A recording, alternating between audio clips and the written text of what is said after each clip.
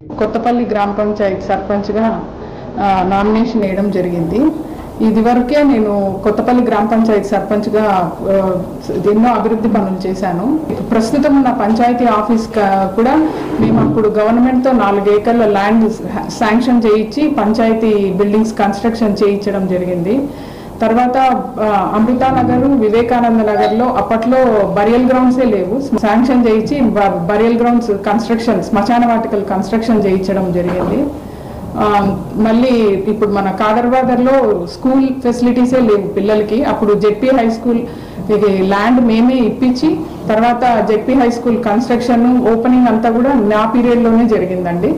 మేము 20 ఏళ్ళగా కొత్తపల్లి గ్రామ పంచాయతీలో చాలా సర్వీసులు చేశాము. తర్వాత ఎన్నో డెవలప్మెంట్స్ చేశాము. ఇప్పుడు ఇంకా జగనన్న గవర్నమెంట్లో మేము ఫండ్స్ రిలీజ్ చేయించుకొని ఇంకా చాలా అభివృద్ధి పరచాలని ఆలోచిస్తున్నాము. 20 ఏళ్లలో జరిగాయి అంటే అది కేవలం మా వల్లనే జరిగిందండి. మేము ఎన్నో ఫండ్స్ రిలీజ్, అప్పుడు మేము ఎప్పుడు రూలింగ్ గవర్నమెంట్ పార్టీ తరఫున ఎప్పుడూ లేము. మేము ఆపోజిట్ గవర్నమెంట్ పార్టీ తరఫులో ఉన్నాయి కూడా చాలా డెవలప్మెంట్స్ చేశాము పంచాయతీలో, కొత్తపల్లి పంచాయతీలో. ఇప్పుడు సీఎం జగనన్న గారి ఆశీస్సులతో, ఆయన సపోర్ట్తో మేము ఇంకా చాలా అభివృద్ధి పనులు చేయాలని ఆశిస్తున్నాం. ఈరోజు కొత్తపల్లి పంచాయతీకి మా కుటుంబానికి సర్పంచ్ను ఎన్నికల్లో పోటీ చేయడానికి అవకాశం ఇచ్చిన అందుకు మొత్తం సదా రుణపడి ఉంటాము. దీనికి తోడు మనకు నిన్న కొందరు మాట్లాడడం జరిగింది.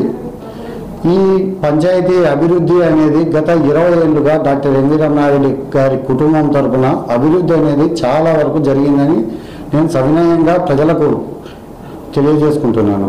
కానీ ఇవన్నీ చేసే టైంలో ఏ రోజు కూడాను రూలింగ్ గవర్నమెంట్ అనేది లేదు. కానీ చాలామంది పెద్దలు మాకు ఈ పంచాయతీ అభివృద్ధికి అయితే మటుకు చాలా సహకారం అందించారు. వాళ్ళందరికీ కూడా మా ప్రత్యేక ధన్యవాదాలు, కృతజ్ఞతలు, నమస్కారాలు తెలియజేసుకుంటున్నాను. ఇప్పుడు జగనన్న కానీ మన ప్రభుత్వం కానీ ఎమ్మెల్యే గారు కానీ ఇంతమంది సహకారం ఉన్నప్పుడు మనం చేసేదానికి చాలా అవకాశం ఉంది. కాబట్టి పార్టీని ప్రతి ఒక్కరూ గౌరవించి దానికి ప్రతి ఒక్కరూ ఎక్కడన్నా ఉండని పార్టీ సభ్యులు తమ వంతు సహాయ సహకారాలు అందించి పార్టీని బతికించాలా, పార్టీ తరఫున అనేక కార్యక్రమాలకు వాళ్ళ చేయూతనివ్వాలని అందరినీ సహృదయంగా వినయపూర్వకంగా మా కుటుంబాన్ని ఆదరించి ఈ ఎలక్షన్లలో మాకు ఓటేసి గెలిపించాలని ఎంపీ గారు మాట్లాడారు, ఇంకా గౌరవ పార్టీ పెద్దలు మాట్లాడారు, అందరూ పెద్దలు మాట్లాడారు. మా కుటుంబాన్ని చెప్పిన తర్వాతనే మీ అందరి ముందుకు రావడం జరిగింది. ఇంకా ఆయన నిలబడ్డాడు అనే దానికి ఎక్కువ నేనైతే చెప్పడం భావ్యం కాదు. ఇది ప్రజాస్వామ్యం కాబట్టి.